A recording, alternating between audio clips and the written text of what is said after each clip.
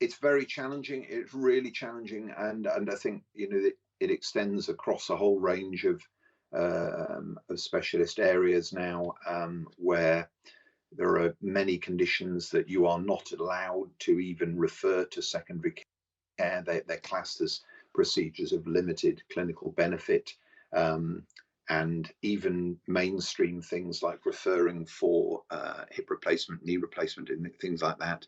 You have very, very rigid pathways now that have to be followed, again, before you're even allowed to refer into secondary care.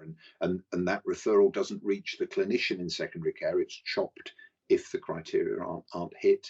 So I think infertility has always been a little bit like that. The whole of my working career, there have been very strict NHS guidelines, which vary with postcode, which is the most challenging thing, because nobody can understand that, and it's impossible to explain to people why, if they lived 5 miles down the road, they might be eligible for 2 or 3 cycles of IVF, but where they live, they're only eligible for 1. I mean, that's lunacy in anybody's book. But that's been part of the repro med world in the UK for all of my working life. Increasingly, however, those kind of restrictions have become more and more widespread into what I would consider mainstream clinical areas. So referring children for tonsillectomy, referring children for grommets, all kinds of varicose vein surgery, nearly impossible to get now, unless someone has such bad varicose veins, they're bleeding out with them and things like that. So you spend half your time as a GP trying to work out whether patients hit the criteria for referral. And that takes a lot of time. And, one of the things in infertility, I've always said to groups that I'm sort of lecturing or whatever, don't tell people about criteria unless you know what they are.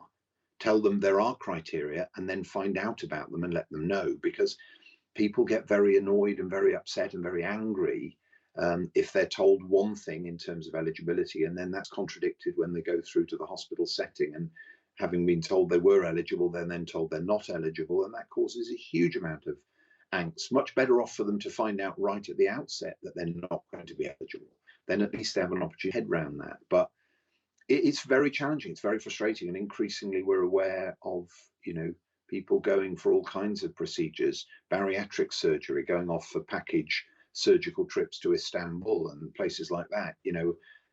Some of them go well, some of them don't go so well. And then the trouble is the NHS ends up picking up the pieces because they come back. Special care baby units around the country are in the IVF context. I remember having a conversation at Sheffield with one of the paediatric senior registrars who was moaning about the multiple births in the SCBU at that time. And I said, well, we don't generate very many now. And he said, no, they're not from you.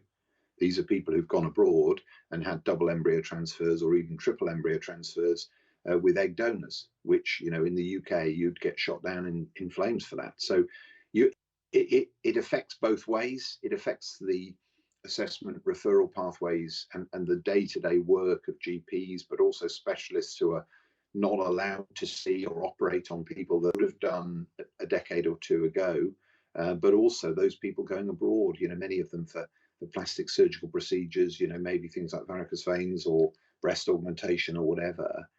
And again, when they go wrong, they tend to then come, often the NHS is expected to pick up the consequences. And that's frustrating as well, because you wonder in the first place, if they'd had it done by an appropriately trained surgeon within the NHS, whether that would have been the case. So it's added another layer of complexity to the job, frustration to the job, I think. And again, the part of the frustration is it's very difficult to know how you affect that, how you do anything about it, how you change that, because those decisions are made, way up the food chain from where, GPs in their surgery or specialists in their clinics are sitting. They're made at not even trust level. They're often made much higher than that. And, you're not part of that decision-making process. You're just expected to deal with, the consequences on the, at the coalface, as it were, really. So, yeah, it does. It's made it very much more frustrating. I think the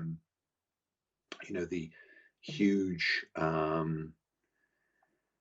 change in you used to be able to refer as a GP 25, 30 years ago. If you felt a patient needed referral, you referred them. Now, okay, many of those referrals probably needed to be of better quality, but there are many areas now where that just is not the case. You cannot refer that person off, and you have to explain to them, sometimes print off the reasons why they're not going to be eligible. And they'll, well, what am I supposed to do? And they then start looking, as you say, they look at options within the private sector in the UK. They then compare them with, Eastern Europe or the Mediterranean or whatever, and off they go. And I must admit, you can understand why they do that. It's, but it's very frustrating, absolutely very frustrating.